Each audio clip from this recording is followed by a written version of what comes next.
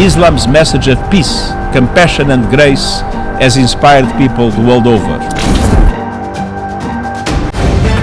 The Live TV, सच सबसे आगे। नमस्कार, आप देख रहे हैं द लाइव टीवी और मैं हूं आपके साथ मुनमुन रहमान। दोस्तों, यूएन में एक प्रोग्राम हुआ। प्रोग्राम में किस तरीके से इस्लामोफोबिया के खिलाफ, इस्लामोफोबिया जिस तरीके से लगातार बढ़ता जा रहा है उसको लेकर चर्चा हुई और इसी के साथ यूएन के महासचिव का एक वीडियो सोशल मीडिया पर वायरल हो रहा है। यूएन के महासचिव एंटोनियो गुटरेश का एक स्पीच का एक छोटा सा हिस्सा जो है वो सोशल मीडिया पर छाया हुआ है, क्योंकि उन्होंने उस स्पीच में ये कहा है कि किस तरीके से इस्लाम जो है वो शांति और सहानुभूति का संदेश देने वाला धर्म है और लगातार इस्लाम जो है वो सब जगह, सब दुनिया में जो है फैला हुआ है। अब इस वीडियो को लेकर जो है कई तरह के लोग प्रतिक्रिया दे रहे हैं और इसी के साथ यूएन में एक कार्यक्रम हुआ, यूनाइटेड स्टेट में एक कार्यक्रम हुआ जिसमें यह तय किया गया कि हर साल 15 मार्च को इस्लामोफोबिया के खिलाफ एक अंतर्राष्ट्रीय दिवस जो है वो मनाया जाएगा। सबसे पहले तो यूएन के महासचिव का जो वीडियो सोशल मीडिया पर छाया हुआ है, वायरल हो रहा है, उसका एक छोटा सा हिस्सा सुनिए जिसमें वो कह रहे हैं कि इस्लाम जो है वो शांति, सहानुभूति का संदेश देने वाला एक धर्म है। सुनिए वो क्या कह रहे हैं। Islam's message of peace, compassion and grace has inspired people the world over. दोस्तों, वीडियो आपने देखा कि किस तरीके से वो इस्लाम की तारीफ कर रहे हैं और इसी के साथ आगे वीडियो में वो ये भी कहते हैं, कुरान पाक की तारीफें भी करते हैं, उनकी प्रशंसा भी करते हैं और किस तरीके से कहते हैं कि उसमें भी लगातार जो है सहानुभूति और जो पीसफुल है, जो शांति है, उसी को लेकर संदेश दिया गया है। इसी के साथ वीडियो जिन्होंने शेयर किया है उनका नाम है अब्दुल्ला अलामदी। इन्होंने वीडियो शेयर करते हुए लिखा है, संयुक्त राष्ट्र के महासचिव का भाषण, मुझे एक अप्रत्यक्ष संदेश लगता है कि इस्लाम एक सार्वभौमिक धर्म है जो सही ढंग से समझने और लागू करने पर सत्य है। सार्वभौमिक यानी कि संपूर्ण पृथ्वी पर फैला हुआ धर्म। आगे लिखा है, यही कारण है कि इसके प्रसार को रोकने के लिए विश्व स्तर पर इस्लाम और मुसलमानों की छवि को लगातार विकृत किया जा रहा है। तो इस तरीके से उन्होंने कैप्शन लिखा और उसके बाद उन्होंने, आपने उनका वीडियो सुना। वीडियो सोशल मीडिया पर छाया हुआ है और लगातार लोग इसे पसंद कर रहे हैं। इसी के साथ अब आपको बताते हैं कि यूनाइटेड स्टेट में जो कार्यक्रम रखा गया उसमें किसने क्या कुछ कहा और किस तरीके से इस्लामोफोबिया के खिलाफ, जो लगातार इस्लामोफोबिया दुनिया भर में बढ़ रहा है, उसको लेकर कहीं ना कहीं चिंता जाहिर की गई और उसे रोकने के लिए एक योजना बनाई गई। इसी के साथ हर साल 15 मार्च को एक अंतर्राष्ट्रीय दिवस मनाया जाएगा इस्लामोफोबिया के खिलाफ, ये भी तय किया गया है।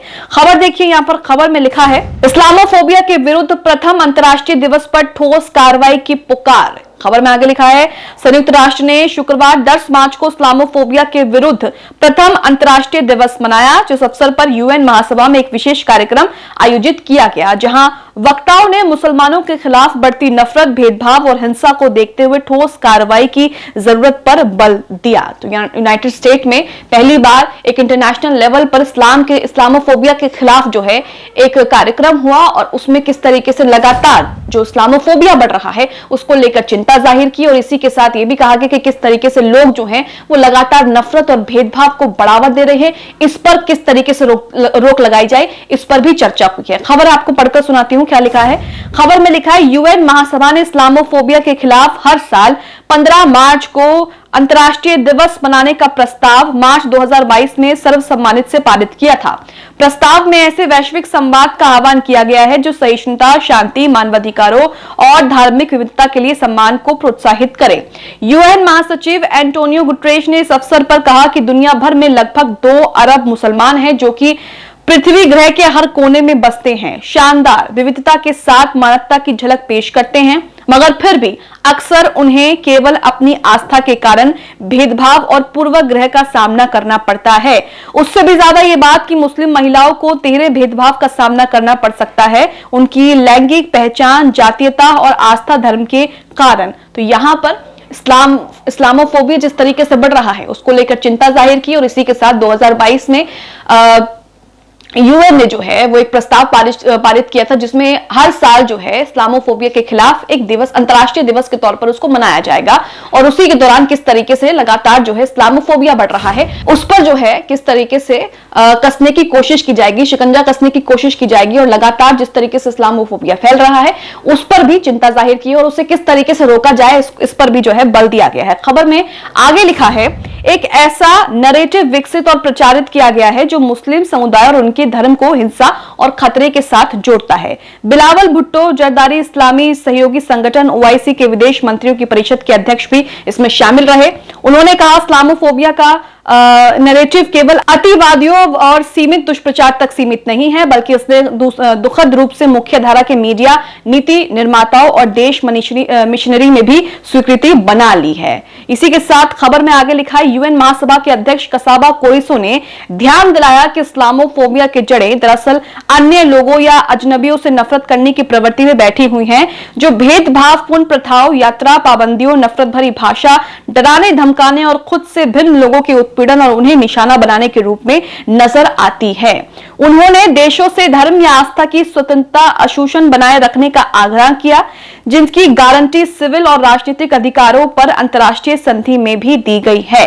महासभा अध्यक्ष ने आगे कहा है, इस्लामोफोबिया या इसी तरह के बर्तावों को चुनौती देने, अन्याय का सामना करने और मजहब या आस्था या उसकी अनुपस्थिति के आधार पर भेदभाव की निंदा करने की जिम्मेदारी हम सबकी है। तो लगातार जिस तरीके से दुनिया भर में इस्लाम के खिलाफ किस तरीके से लगातार जो है नफरत बढ़ती जा रही है, इस्लामोफोबिया जिस तरीके से हो रहा है, उसको लेकर यूएन में जो है चिंता जाहिर की गई और किस तरीके से उनका कहना है कि इस्लामोफोबिया जो है वो सिर्फ लोगों तक ही सीमित नहीं रह गया है, बल्कि अब इंटरनेट, मुख्य धारा की मीडिया के माध्यम से भी लोगों के बीच जो है वो पहुंच रहा है, जो कि चिंताजनक है और इसे रोकना चाहिए।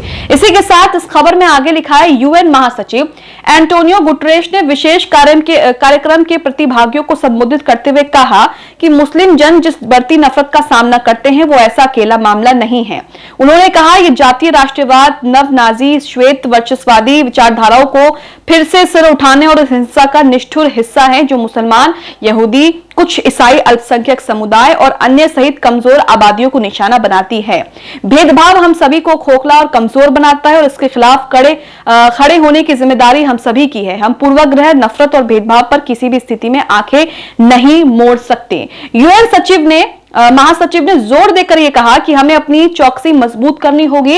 इसके लिए उन्होंने धार्मिक स्थलों की सुरक्षा के लिए कार्रवाई योजना जैसे उपायों को भी यहां पर चिन्हित किया है। तो यहां पर इस्लाम को लेकर जिस तरीके से नफरत लगातार फैल रही है, या किसी और धर्म को लेकर जिस तरीके से नफरत फैल रही है, लोगों में भेदभाव, नस्लीय भेदभाव, जात पात को लेकर भेदभाव जो बढ़ रहा है, उसको लेकर चिंता जाहिर की और ये कहा गया कि किस तरीके से हमें इस पर बल देने की जरूरत है और इसे रोकने की जरूरत है। इसी के साथ यहां यह भी कहा गया है कि ऑनलाइन नफरत को किस तरीके से रोका जाए। लिखा है, एंटोनियो गुटरेश ने कहा कि हमें हर जगह पूर्वाग्रह, भेदभाव और नफरत का मुकाबला करना होगा, चाहे वो अपनी कुरूपीय मौजूदगी कहीं दिखाए।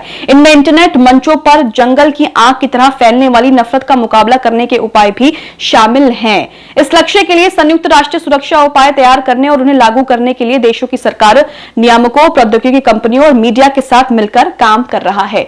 तो इंटरनेट मीडिया किस तरीके से लगातार नफरत फैलाने का, फेक न्यूज फैलाने का, किसी धर्म के खिलाफ झूठा प्रचार प्रसार फैलाने का भी एक अच्छा खासा माध्यम बन गया है। हालांकि इंटरनेट से किस तरीके से जो है, इंटरनेट आज की पीढ़ी के लिए, आज के दौर के लिए जरूरी है, लेकिन हमें ध्यान देना होगा कि इंटरनेट किस तरीके से फेक न्यूज और ऐसी चीजों को बढ़ावा देने में भी कारगर साबित हो रहा है।